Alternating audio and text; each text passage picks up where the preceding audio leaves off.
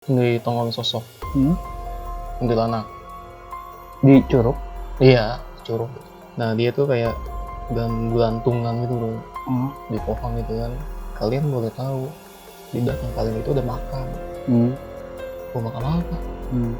Coba di center gitu. Itu ada makam pisang putih. Kalian tahu gantung diri di mana? Gantung dirinya di pohon yang ada di belakang kalian ini. Jadi itu kuburannya bro, di bawahnya itu pohon. Itu.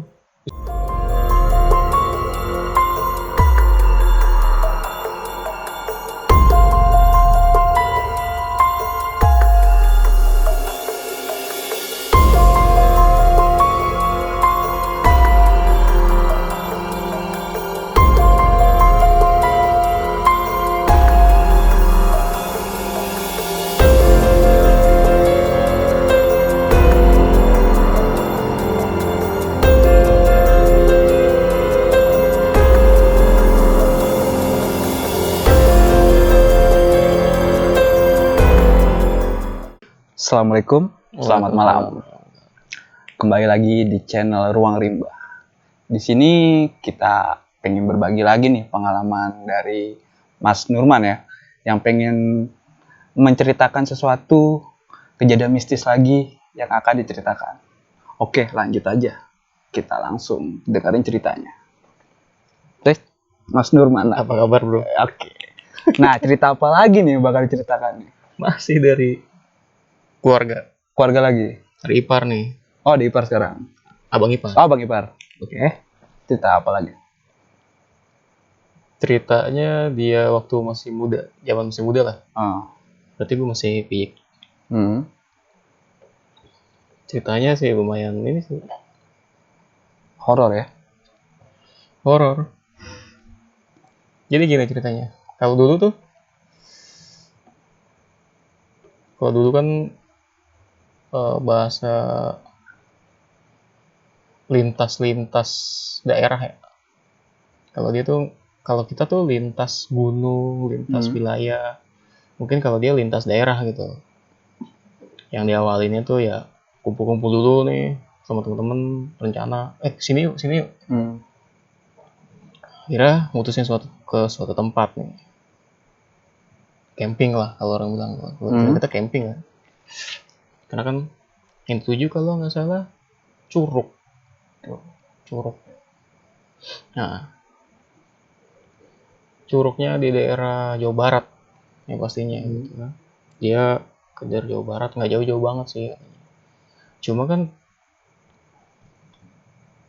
tahun dulu sekarang kan beda banget bro. Bisa bayangin kan sekarang gitu kan yang namanya perkampungan dulu, perkampungan sekarang kan beda banget. Ya, kita flashback lah, kita nyari gambaran kan yang tahun dulu tuh kayak apa sih gitu. Gitu, pengalaman dia sendiri gitu kan. Gue juga nggak apal juga sih sama teman-temannya gitu. Ya gue sih jemputin aja lah beberapa temennya gitu, nggak sebutin nama sih gitu. Nah intinya gini, dari Jakarta itu mereka udah prepare. Yang diutamakan adalah bawa beras yang banyak gitu kan, minyak tanah gitu ya, mie gitu. Karena ya dulu sama sekarang nggak beda gitu kan. Dulu ya bawa itu aja udah cukup gitu kan. Karena ya mereka juga perekonomiannya juga nggak kayak perekonomian zaman sekarang gitu kan. Yang penting ya bisa jalan-jalan lah gratis gitu kan. Dan juga itu juga nggak pakai angkot, BM. Oh iya. Tahu.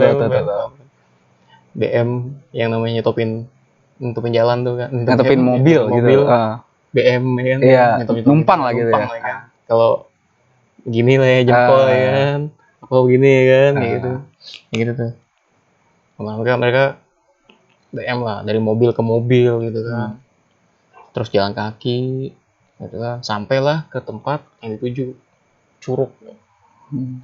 Curugnya gue nggak tahu curug apa gitu kan. Dia juga lupa curug apa gitu kan. Karena juga pas gue nyari informasi, nyari narasumbernya itu juga yang tahu itu juga ya udah punya kepentingan masing-masing kan, ya udah jaraknya udah agak jauh gitu kan. Komunikasi juga namanya udah umur kan, pasti wah gue inget nih cuma nggak tahu nama curugnya apa. Intinya curug lah tuh kan. Malam pertama mereka santai itu ya, ketawa-tawa ya kan, bla bla bla bla bla gitu kan. Nah suatu hari siangnya itu mereka ngelakuin aktivitas lah biasa. Aktivitasnya dalam artian ya camping, camping.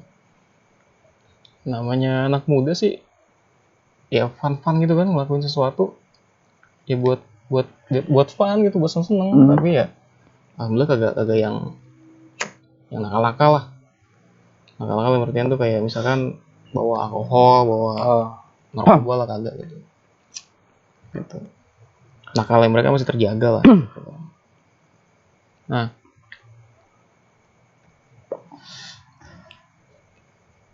setelah mereka melakukan aktivitas itu siangnya, mungkin ada suatu kesalahan gitu, atau melanggar suatu peraturan atau apa gitu. Salah satu temennya itu pas lagi duduk apa ngobrol gitu, ditongolin sosok kuntilanak di curug. Iya, curug gitu. Nah dia tuh kayak gelantungan gitu bro, di pohon gitu kan. Ya lu bisa bayangin kan gelantungan yang Waduh. kakinya gitu. Nah cuma dia aja tuh yang bisa denger gitu, Yang bisa ngeliat itu. bisa ngeliat. Nah tapi suaranya nyanter bro, gitu, kenceng lagi kan. Nah kan ada pengertian kalau misalkan suaranya kenceng berarti dia dekat ya. Suaranya jauh, suaranya dekat, berarti dia jauh. Gitu. Nah satu orang itu shock ya kan, kayak gitu kan. Shock lah pasti lah ya kan. Yang namanya kita nggak pernah diliatin kan kayak gitu.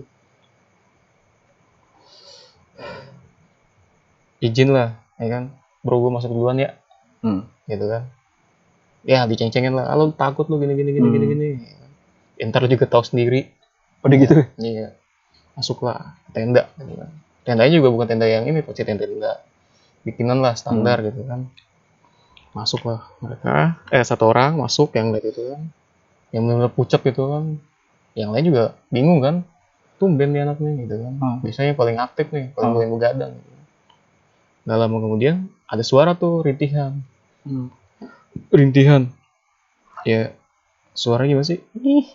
Waduh. Terus tiba-tiba ya itu yang jatuh di depan mereka, kayak misalkan kita lagi udah ngobrol, tiba-tiba jatuh di depan itu. Terus masuklah tiba-tiba tuh ke dalam. Jatuh apa? Itu si kuntilanak itu jatuh ke depannya ya. Kabur lah, yang lihat itu nggak banyak, cuma nggak banyak kabur nggak lihat sih. Langsung lah di ke dalam tuh mereka baca doa lah ya, dengan suara-suara yang itu, yang di suara-suara ya ketawa-ketawanya si itu kayak kan. Tahu-tahu dia otomatis kan bisa tidur dong, ya, bisa tidur, ya berdoa, ya akhirnya sampai pagi lah, gitu kan, mungkin ketiduran, pagi langsung tuh berkemas.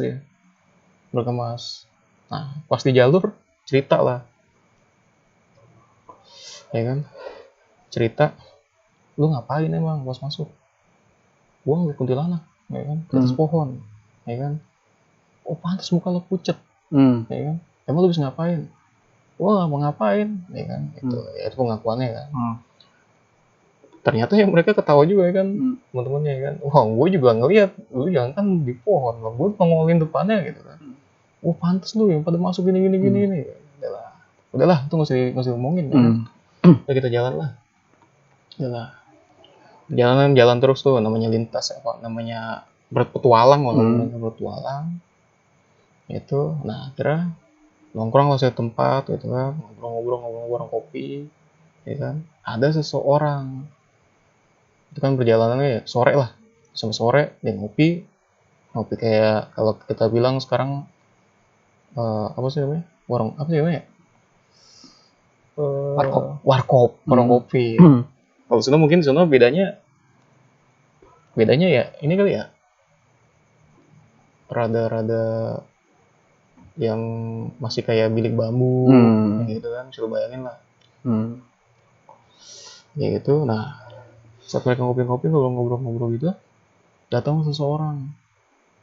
Nah, ya, sepertinya itu orang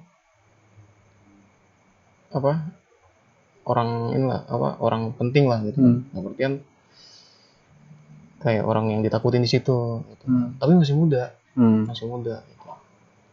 gitu. Nah, mereka ngobrol baik, tawaran rokok lah gitu kan, masih enak gitu keadaan gitu kan. Nah, ini orang baik banget, asli baik banget. Ditanya dong, ini dari mana mas, bang? Gitu kan. Kita bis camping nih di Curug mana bagian ini? Di sebelah mananya? Ya dekat Curug itu, ya kan. Berani ya, hebat. Gitu kan. Lah namanya kita pendatang, kita nggak tahu kan. Gitu. Nah, seorang itu juga cerita bahwa tempat itu ya benar-benar yang tempat angker lah kalau bilang, horor lah ya kan, horor kayak gitu.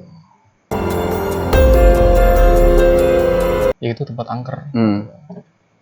Kaget dong mereka kan. Nah, akhirnya ditanya lah sama orang itu kan, ini sekarang abang-abang ini, mas-mas ini mau kemana tujuannya? Ya kita cari tempat camping lagi lah, soalnya baru berapa hari gitu kan. Karena ya tujuannya kan untuk berapa hari. Nah ini udah singkat, baru berapa hari udah ngalamin kayak gitu. Dan nggak mau pulang juga, karena masih jiwa muda kan. Gitu. Akhirnya si pemuda ini ya, pemuda sedikit tua pada zamannya, gitu. Nawarin lah ke rumahnya, mendingan abang-abang ke rumah saya aja. Saya ada rumah 2, saya baru bangun rumah 1, itu baru banget dibangun. Kalau mau tinggal sana aja, dan belum ada yang nempatin, masih baru saya bangun kok. Gitu. Lah berangkatlah mereka kan, emang gak jauh katanya sih, kira-kira bangsa 2 kiloan lah. Mereka jalan, masih pada perkampungan gitu kan. Nah, selama perjalanan ya cerita-cerita pengalaman gini. Nah, akhirnya sampailah tempatnya itu. Ternyata tuh rumahnya itu ada di ini, rumah yang mau yang mau ditawarin itu, yang rumah baru itu, rumah dia sama istrinya di sini gitu. Nah,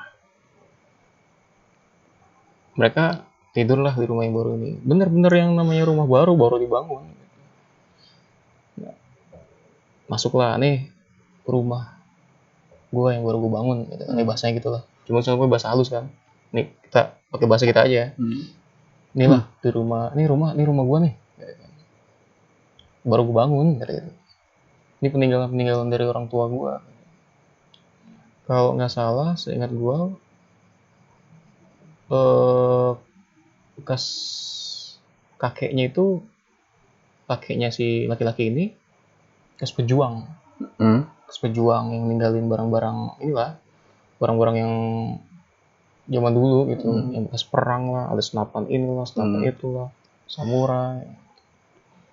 Pertama mereka masuk itu, yang dituju itu bukan ruangan itu, bukan. Yang dituju adalah lukisan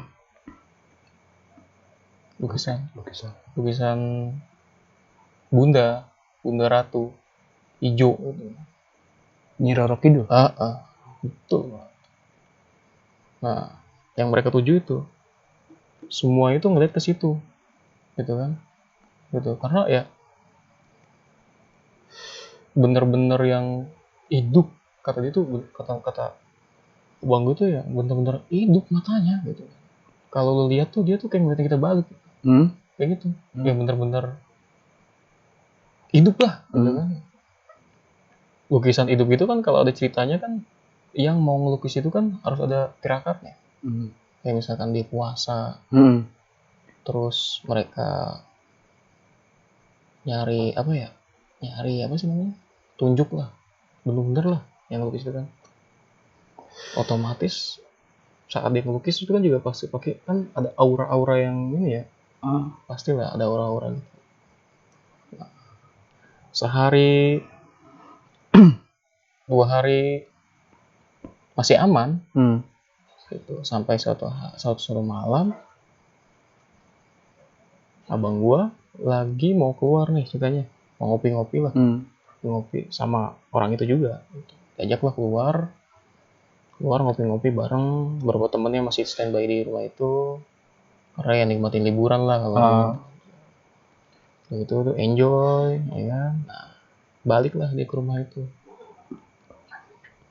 Pas abang gue masuk ke rumah itu, nah secara nggak langsung dia ngeliat nih itu mata, itu lukisan, itu mata kayak natap dia, terus kayak ngeliatin dia gitu. Masa sih matanya bisa gerak sih kan gitu kan, dikira gitu kan ya. Jalanlah dia ngeliat lagi tuh, bener bro, matanya gerak bro. Waduh. Matanya gerak gitu kan ya. Anjing gue merinding bro. Matanya gerak tuh, set, ngelengok. Lalu bayangin aja kan, kalau namanya mata gerak itu berarti kan dia punya magic ya. Dan juga kan informasi yang gue kasih, informasi cerita itu kan gue itu kan di situ banyak barang-barang lama gitu kan, otomatis kan pasti kan ada unsur magic kan. Mata itu gerak ngeliatin dia aja, otomatis kabur lah, kabur lari ke teman-temannya, ditempok ke teman-temannya kan. Abang gue bilang kayaknya ada yang nggak beres nih sama rumah. Gitu kan.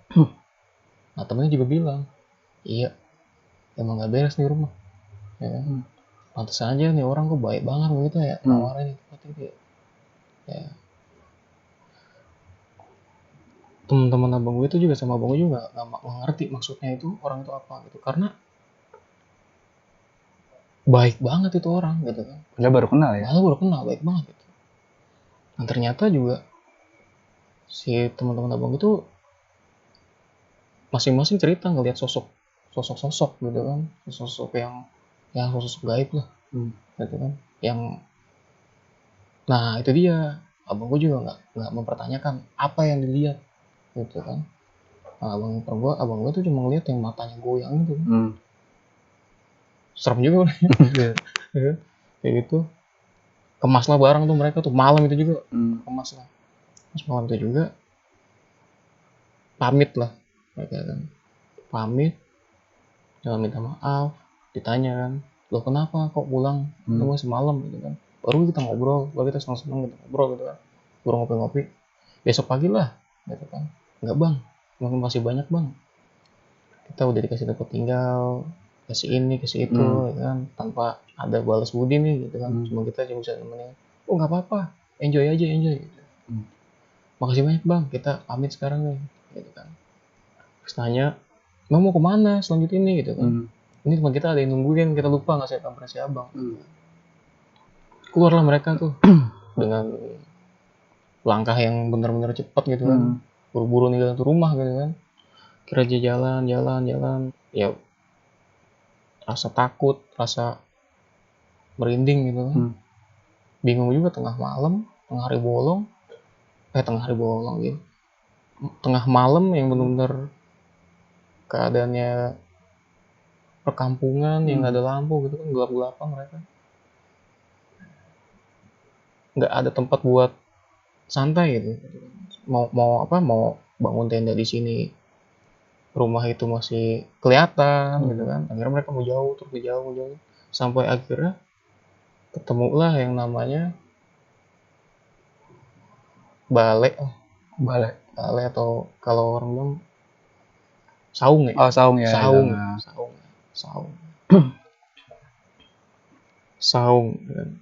Saung itu ada di posisi kalau nggak salah ada posisi di sebelah bawah gitu, jadi kayak ada undakan gitu gitu. Nah ini saungnya gitu, itu tuh pohon. Nah mereka itu tidur situ, istirahat ngobrol-ngobrol. Udahlah kita di sini aja dulu ya. sementara besok pagi kita pulang. Gitu kan. Kita pulang, mereka istirahat situ sambil ngobrol-ngobrol. Takut lah, masih takut kan, masih takut. Nah, lapar lah mereka. Kan. Sisa tinggal beras doang. Sisa tinggal beras doang. Ngobrol-ngobrol. Satu orang bilang, "Deh nih, lu ke temannya abang gua. Lu bilang, nih lu tuker nih beras sama Indomie sama minyak tanah. Karena kita kehabisan minyak tanah nih, beras banyak." Akhirnya jalan lah nih satu orang nih. Nah, ditunjuklah tuh abang gua untuk nemenin dia. Dipikirnya itu malam masih jam 10, jam 11-an. Akhirnya jalanlah mereka. Padahal itu mereka tahu itu tengah malam, bro. Tengah malam gitu. Dan nggak sadar, dipikirnya masih paling jam 10 gitu kan. Gitu kan. Nah, akhirnya dia posisinya itu kan kayak gitu. Posisi di sini, berarti dia posisi di atas. Nah, dia turun jalan tuh, lumayan lah, karena yang nyuruh itu tahu tuh di sebelah sana tuh ada perkampungan. Perkampungan doang lah, perkampungan. Lewatlah perkampungan situ tuh, kayak lewat jembatan. Gitu, bro. Jembatan kan tuh. Nah, dari jauh itu, bro, abang gue sama temennya tuh ngelihat perempuan. Jadi jembatannya itu jembatan panjang, naik ke atas gitu. Panjang, ada pilar, 2 pilar gitu. Ini gue ceritain banget. Ada perempuan 2 pakai kemben. Lu tuh kemben nggak? Tahu. Kemben cekikikan situ. Iya, dari jauh cekikikan tuh. Sumpah shock juga dong. Iya kan? Ini orang apa bukan? Orang apa bukan? Samperin lah mereka. Orang. Perempuan 2, cantik banget. Wajar lah jam segini kan. Ya mungkin ini perempuan yang lagi habis jalan gitu kan. Siapa? Mereka deketin lah, mulai deketin. Disapa lah. Sama abang ipar gue sama temennya disapa. "Misi mbak," gitu kan. "Misi teh." "Oh misi kak, silakan." Nah, abang gue belum sadar nih, ya kan? Itu jam berapa? Enggak sadar. Jam berapa kan? Dipikirnya mungkin masih sore lah, jam 10, jam 11. Itu tengah malam, jam 1 malam, ada perempuan 2 di situ, dan mereka tuh abis nyuci, bro. Nyuci baju. Bayangin dong, ya kan? Perempuan jam segitu nyuci baju, cekikikan lagi. Di tengah, di depan pas banget jembatan. Jembatannya panjang loh. Jalan lagi mereka. Terus ada percakapan lah berdua lah. Gila tuh perempuan. Jam segini aja masih aja ya nyuci ya. Iya. Ya, mungkin telat lah waktunya gitu kan. Baru jam segini mikirnya. Dia pikir gitu kan. Tanpa sadar kan. Akhirnya mereka nanjak. Mereka tuh nggak sadar kalau yang ditanjakan itu sebenarnya jurang. Curug yang mereka camping itu tadi, itu ternyata di bawahnya loh. Nah itu curug, itu ibaratnya kayak jarak 1 meter 2 meter lah, curug. Itu jalan, curug. Dan itu nggak sadar, ya kan, bahwa tempat itu gerbang kuburan. Iya. Terus jalan gitu, akhirnya ketemulah warga gitu kan, rumah warga diketok lah. Gue juga sempat bingung, emang ada yang mau tuker beras sama minyak tanah sama mie ya. Ada katanya gitu kan. Kira mereka ngobrol tukerlah itu beras. Baliklah ke tempat semula tuh. Balik ke semula. Ke jembatan itu lagi. Nggak ada tuh perempuan. Gitu kan. Udah pulang lah. Nah niatnya tuh mereka mau kenalan. gitu kan. Kagak tahu kenalan saat. Nah pas mereka balik ke saung yang tadi itu, saung itu, teman-temannya diem dong, dia mana aja lama banget, udah kelaparan nih, lapar, mereka masak, makan, yang tadi pada ketawa kok pada diem gitu kan, diem gitu. Selesai mereka makan, mereka mau istirahat gitu kan, datanglah sosok kakek asli mukanya jelek banget itu. Keadaan teman-temannya udah pucat, abang gue juga bingung kok pucat kenapa nih kan gitu kan. Kakek datang, dipikirnya makhluk halus gitu, setan lah gitu kan, atau jin mengganggu gitu, tapi enggak, itu orang. Itu orang nggak tahu ya, malam-malam gitu kan. Orang Cerita dari mana, maksud kalian di sini apa. Oh kita abis dari rumah temen, ya alasannya apalah gitu. Akhirnya numpang istirahat sini sampai pagi, kita pulang. Kalian nggak tahu memang apa pak, ini tempat sebenarnya nggak ada yang berani untuk kita, makanya saya samperin kalian gitu. Oh gitu. Ternyata mereka bilang, kalian boleh tahu di belakang kalian itu ada makam. Makam apa pak? Coba di center gitu kan. Itu ada makam nisan putih gitu, center. Itu makam perempuan. Makam perempuan yang matinya gantung diri. Ya kan? Nah mereka diem tuh. Mereka diem kan ya. Dia. Nah abang gue nanya lagi, oh iya pak, saya udah permisi pak, sebelum sini saya permisi, emang saya lihat itu kayak makam gitu kan. Iya, perempuan itu mati gantung diri. Kalian tahu gantung diri di mana? Gantung dirinya di pohon yang ada di belakang kalian ini. Jadi itu kuburannya bro, di bawahnya itu pohon. Itu bisa kebayangin kan? Ibaratnya lu duduk sini, lu duduk balik nih, belakangnya itu kuburan bro, samping lu pohon. Nah gantung dirinya di situ, lu bayangin nggak? Kalau misalkan lu pas lagi begini ngobrol, tiba-tiba tuh yang gantung diri itu kelihatan.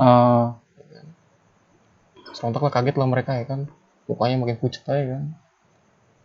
Nah akhirnya si bapak kita bilang, lebih baik besok pulang, jangan sampai ada apa-apa. Tapi kalau kalian mau di sini, ya hati-hati, banyak doa gitu kan. Udahlah, doa gitu. Ternyata pas abang gue pergi nuker itu mereka ya itu ngeliat perempuan gitu kan, gangguan gitu, kayak suara-suara kuntilanak gitu kan, suara rintihan kayak orang kesakitan perempuan itu kedengeran dari belakang. Nah yang namanya udah di push dari dicuruk dikasih lihat, terus di rumah yang itu kasih lihat, apes banget gua.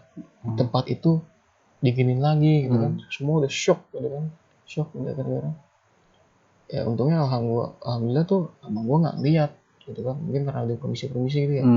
Ya namanya orang kita udah stres ya kan, udah nggak fokus lah di situ. Mereka ambil keputusan akhirnya mau apapun terjadi, mau ada apapun, akhirnya mereka tidur di situ. Mereka bapak-bapak itu pergi. Yang penting intinya udahlah pasrah gitu kan, udahlah kita istirahat di sini sampai nunggu pagi. Nggak lama memang pagi bro, ya kan, mereka baru sadar, ya kan, abang ipar juga baru sadar gitu kan. Berarti tadi pas kita jalan nukerin nasi itu malam dong, tengah malam, ya kan. Perempuan yang kita lihat tuh siapa? Yang nyuci baju itu ya? Yang nyuci baju. Ya lu bayangin dong, malam-malam nyuci baju di tengah kali lagi, di pinggir jembatan. Saya kakak cekikikin lagi ketawa, ya kan. Nah pas nggak sadar tuh itu pagi. Padahal dia tuh lagi berusaha buat istirahat ya, kok cepet banget pagi gitu. Nah, kan dia baru sadar dong berarti kan, oh berarti semalam itu abang gue berdua sama temennya itu ngelewatin jalur yang tadi tuh, yang gue ceritain tuh jembatan, ada perempuan cekikikan berdua, habis nyuci itu jam berapa gitu, tengah malam berarti kan. Dan mereka baru sadar gitu kan. Nah, akhirnya mereka berkemas lah, buru-buru pulang gitu kan. Nah, ngelewatin tuh jalur yang tadi, jembatan itu. Itu yang gue bilang, itu ternyata gerbang masuk kuburan. Jembatan itu ternyata samping kiri kuburan, kanan kuburan. Nah, nggak lama itu curug bro, yang bener-bener fatal tuh kalau misalkan salah nginjek aja, wah salam, nyebur lah tuh ke curug itu. Curug yang di awal cerita itu dia ditongolin si kuntilanak. Gitu. Akhirnya dia naik lah ke perkampungan. Ya tujuannya emang pulang. Alhamdulillah kasih jalan, mungkin karena udah banyak berdoa kali ya. Udah berarti udah pasrah ikhlas itu. Nah, adalah mobil yang stopin pas banget arah ke Jakarta. Gitu.